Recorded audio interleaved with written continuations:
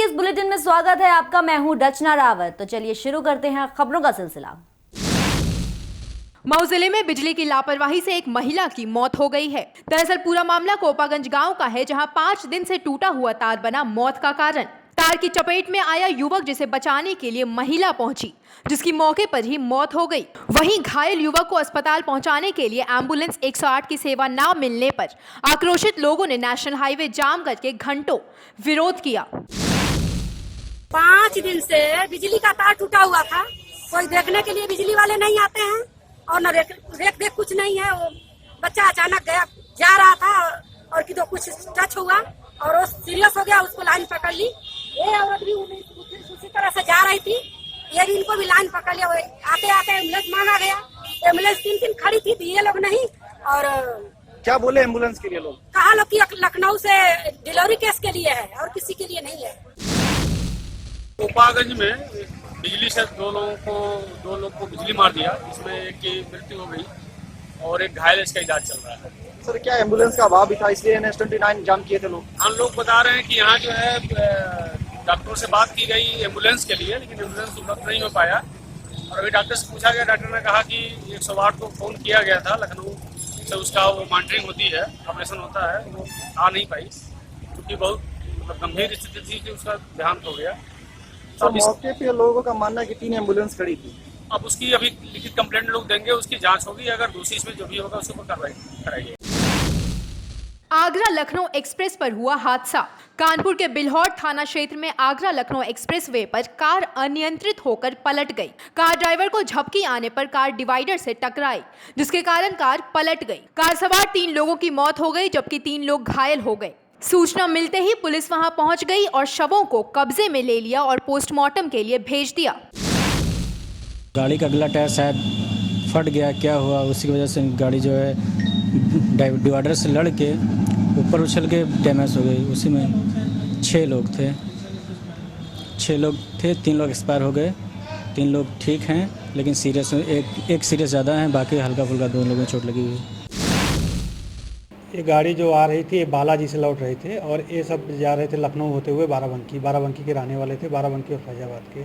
इसमें 3 लोगों की डेथ हो गई है और 3 इंजर्ड हैं। घायलों को पहले यहाँ कानपुर भेजा गया था, यहाँ से फिर ये लोग लखनऊ लेके चले गए, चूँकि ये बाराबंकी और फैजाबाद के थे, तो इनका कहना था कि हम लोग जो है वहाँ ट्रीटमेंट कराएंगे। मथुरा के मुड़िया पूर्णिमा मेले की व्यवस्थाओं का जायजा लेने पहुंचे आगरा के कमिश्नर के राम मोहन राव और IG मुथा अशोक जैन। जिले के अधिकारियों से ली मेले की व्यवस्थाओं की जानकारी। परिक्रमा मार्ग में गंदगी और अतिक्रमण को लेकर लगाई अधिशासी। अधिकारी देवेंद्रपाल सिंह सेंगर को फटकार। बैठक के बाद कमिश्नर के राम मोहन राव ने बताया कि मेले में पिछली बार जो दिक्कतें आई थी, उनका समाधान इस बार कर दिया गया है। प्रशासन की ओर से 5 विशेष लोग पब्लिक सहायता के लिए मेले में रहेंगे। मेले को 21 जोन और 6 सुपर जोनों में बांटा गया है। वहीं IG मुथा अशोक जैन ने कहा कि परिक्रमार्थियों की सुरक्षा के लिए पर्याप्त फोर्स की व्यवस्था की जा चुकी है और साथ ही वीडियो कंट्रोल रूम भी बनवाए गए हैं। सुरक्षा के दृष्टिकोण से CCTVs लगा है। हम मेले में भी 5 लोग अपना जैकेट पहन के पब्लिक सहायता है तो घूमते रहेंगे। CCTVs कम से कम 30 CCTV लगाया गया है। पीने का पानी का व्यवस्था है, हम 20 टैंकर्स लगाए हैं, 1000 से ज़्यादा प्याऊ लगा हुआ है। सिक्योरिटी पॉइंट ऑफ व्यू से भी सब व्यवस्था रहेगा। हमें जो फोर्स मिलनी थी वो मिल चुकी है और एक्स्ट्रा BDDS और एंटी सैबोटेज टीम्स भी हमने मांगनी पूरी अलॉट हो गई है। कैमरा मिल गए हैं और फायर सर्विस की पूरी व्यवस्था हो गई है। इसके अतिरिक्त रेडियो कंट्रोल 2 जगह बनाया जा रहा है और ये भी इंश्योर किया जा रहा है कि सारे चेक पॉइंट पे और सारे जो इम्पोर्टेंट तिराहे चौराहे वहाँ पर वायरलेस की व्यवस्था रहेगी। कम्युनिकेशन प्लान बना लिया गया है, अब बहुत अच्छी व्यवस्था रहेगी। कानपुर में लूट के मामले कम होने का नाम ही नहीं ले रहे हैं। दिन दहाड़े हुई एक पेट्रोल पंप मैनेजर से लूट के मामले से लोगों में दहशत फैल गई है। पुलिस ने खुलासा करते हुए 3 लुटेरों को गिरफ्तार कर लिया है। लुटेरों के पास से लूटे गए 3,80,000 रुपए व 2 बाइकें बरामद हुई है। लुटेरों ने वारदात को तब अंजाम दिया जब पेट्रोल पंप मैनेजर बैंक से 5,82,000 रुपए लेकर निकला था। लुटेरे असलहे का प्रयोग कर बैग छीन कर फरार हो गए। उनका एक साथी बैंक के बाहर निगरानी कर रहा था। पुलिस ने जिन लुटेरों को गिरफ्तार किया है उनमें से शुभम और शीनू पहले पेट्रोल पंप में काम करते थे। उन्होंने ही अपने 3 साथियों को प्रेरित किया था। बाबूपुरवा क्षेत्राधिकारी के द्वारा और उनकी टीम के द्वारा, जिसमें आईजी सर की क्राइम ब्रांच भी लगी हुई थी, इन लोगों के द्वारा 3 लोगों को गिरफ्तार किया गया और लूट के 5,80,000 में 3,60,000 रुपये बरामद किए गए हैं। अभी एक बदमाश नहीं मिला है। इनमें एक बदमाश जो है वो उस पेट्रोल पंप में पहले नौकरी कर चुका है। मथुरा में महिलाओं ने हाथों में लाठी डंडे लेकर मचाया हंगामा। मामला थाना कोतवाली क्षेत्र के लक्ष्मी नगर इलाके का है, जहां महिलाएं शराब के ठेके के विरोध में सड़क पर उतर आई। महिलाओं ने हाईवे जाम कर शराब की दुकान पर पत्थरबाजी भी की। महिलाओं का कहना है कि शराबी आए दिन यहां से गुजरने वाली महिलाओं से बदसलूकी करते थे। महिलाओं ने प्रशासन को चेतावनी दी है कि जल्द से जल्द शराब के ठेके हटाए जाए, नहीं तो उनका प्रदर्शन ऐसे ही जारी रहेगा। हंगामे को देखकर मौके पर पीएसी तैनात कर दी गई है। अधिकारियों के आश्वासन देने पर ही महिलाओं का आक्रोश शांत हुआ। योगी सरकार में मंत्री बनने के बाद सुरेश खन्ना पहली बार बरेली पहुंचे, जहां पर उन्होंने अक्षर विहार पार्क के सौंदर्यीकरण का उद्घाटन किया और शहर को स्मार्ट सिटी से जोड़ने के लिए 10 वार्डों में कूड़ा कलेक्शन के लिए ई-रिक्शा का शुभारंभ किया।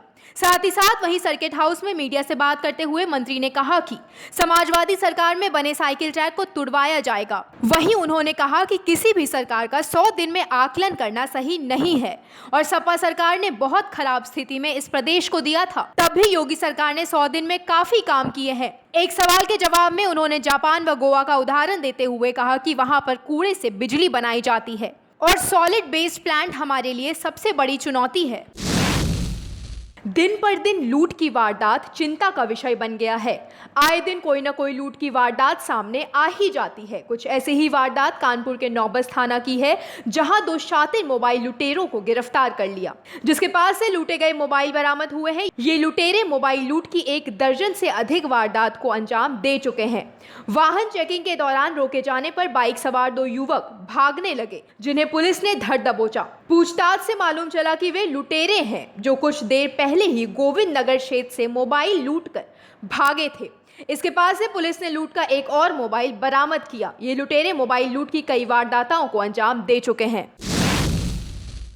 नौबस्ता थाने के सब इंस्पेक्टर सुनील कुमार और उनकी टीम ने रात में इन 2 लोगों को पकड़ा, इनके नाम हैं उत्कर्ष और अभिषेक। इनके पास से वो मोबाइल बरामद हुआ और एक मोबाइल और जो 2-3 महीने पहले की घटना का था वो भी बरामद हुआ है और इनको पकड़ा गया है। इनके खिलाफ लिखापड़ी की जा रही, भेजा जा रहा है।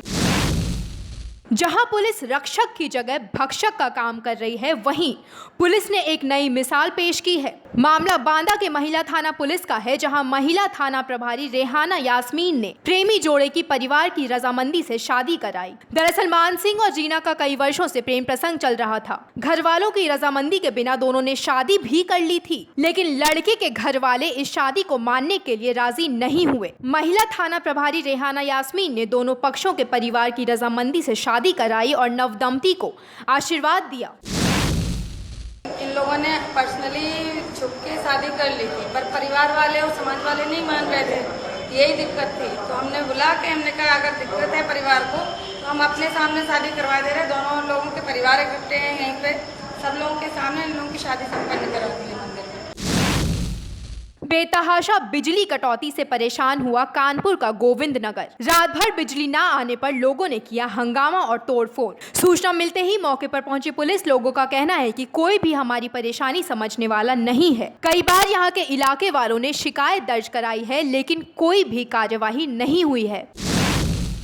रात से लाइट नहीं आ रही है, लोग बहुत दुखी हैं, बीमार लोग हैं, घर में बुढ़े हैं, बच्चे हैं। क्या वजह से नहीं आ रही बताइए? रात में 12 बजे से लगभग नहीं आ रही है।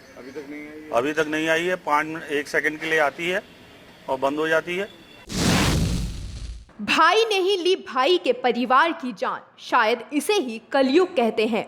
मामला रामपुर जिले का है, जहां परिवार के लोगों ने ही दिया वारदात को अंजाम। दरअसल मामला 12 एकड़ जमीन से जुड़ा है, जिसके चलते चचेरे भाई ने ही चचेरी बहन, चाची, फूफा और कानून को अधिकारी समेत 4 लोगों को गोली मार दी, जिसमें बहन की मौके पर ही मौत हो गई और उपचार के दौरान फूफा की भी मौत हो गई। बाकी घायलों का भी उपचार चल रहा है। हैरानी की बात यह है कि वारदात को हुए 4 दिन हो गए, लेकिन पुलिस अभी तक हत्यारोपियों को गिरफ्तार नहीं कर सकी। सुखविंदर सिंह की छोटी बेटी शरणदीप कौर का कहना है कि एसपी विपिन टांडा उनकी मदद कर रहे हैं और उनकी सुरक्षा के लिए पुलिसकर्मी भी तैनात हैं। अमनवीर आया, उसने गन लेके मेरी सिस्टर के पीछे भागा, भागता भागता फायर करता हुआ अंदर तक आ गया गेट के और वॉशरूम तक उसको जाके वॉशरूम में मार दिया। वो ऑन द स्पॉट डेथ हो गई उसकी। मेरे फूफा जी को भी अटैक किया, गोलियां मारी, फायरिंग की, उनको हॉस्पिटल ले गए, रुद्रपुर लेके गए पहले, वहाँ से उनको बरेली रेफ़र कर दिया, वहाँ पे उनकी डेथ हो गई। मेरी मम्मी ज़िंदगी और मौत में उलझ रही हैं, वो भी हॉस्पिटल में है। जसपाल को मारा, फिर ये पीछे भागे छड़ाने के लिए, फिर मेरी लड़की को मारा, एक रास्ते में मारी, फिर अंदर मार के 2 मारी और फिर जाली बाहर खोला, कुंडी लगी, इनको मारने लगा, फिर इसकी मम्मी को भूसे वाले अंदर मारा और मैं उधर से जब आया तो मेरे ऊपर एक गोली मारी तो मैं गिर गया, तो फिर ऊपर से गोलियां निकल गई 4, हाँ, और 2 पिस्तौल थे उसके पास। इस बुलेटिन में फिलहाल इतना ही। आप बने रहिए इंडिया क्राइम के साथ।